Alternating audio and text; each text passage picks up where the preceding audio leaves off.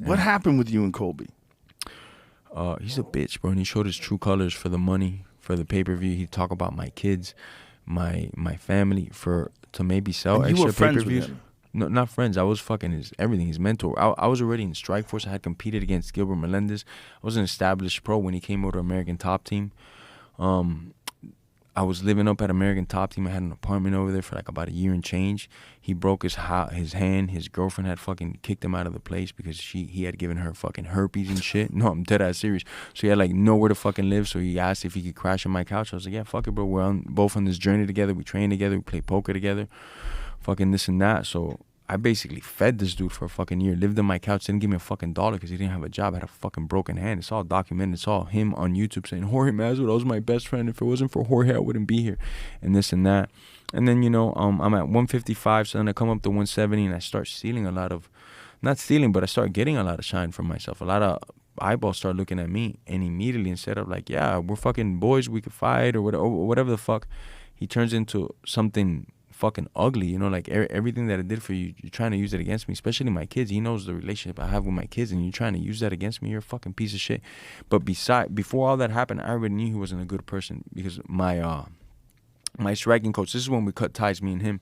My striking coach trained him from his amateur all the way to his Rafael Dos Anjos fight, and he did a handshake deal with him, 5% on your fights. If you make $1,000, you make $500,000. 5% is what you're gonna pay me because that's what Joel Romero pays me. That's what Jorge Masvidal pays me. That's what all the guys that train with him pay him. And he's like accessible at all times. He will drive an hour this way, drive an hour back that way, and just give you all his knowledge. And that's what he wanted. And they shook hands on it. As soon as Colby made money, what did he do? Didn't pay my coach. So since then, I was like, bro, I want to fucking take a bat to his fucking neck. And my coach is like, don't do it, bro. You'll fight him, and that's how you'll get him for both of us. I didn't get him that time, but I promise you, before my career's over, I'm gonna fucking murder Colby in the cage, legally. Legally. What happened illegally? Allegedly, a lot of things happened. Allegedly. I don't know. They're saying a lot of things, but it's all allegedly, cuz. Shit, man. Allegedly is a great word. Yeah, I don't know what they're talking about, man. But legally, in the cage, in the UFC, I'm going to fucking snatch his soul one way or another. And that's also something that, losing a piece of shit like that, like if you let somebody come into you and you share something with me, like, man, something is very dear to me. It's this moment where my mom, blah, blah, blah, and this and that. And then I would use that because me and you had a falling out. It really shows your fucking character.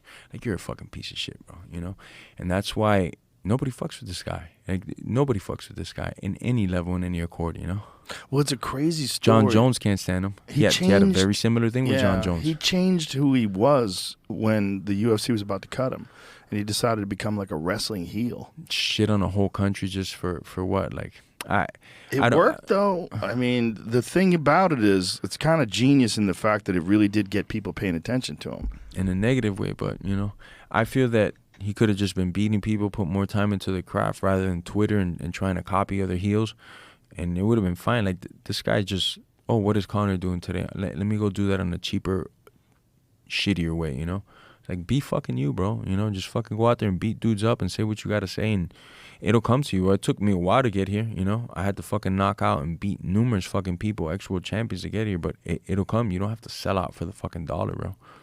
What was it like fighting him? I wanted to fucking kill him. I wanted to hurt him. But it wasn't the best version of me, bro. It just wasn't the best version of me. And, in this sport, this is what I love about it. It's like what happened, and everything else is bullshit, right? So until we fight again, nobody will get to see that better version of me.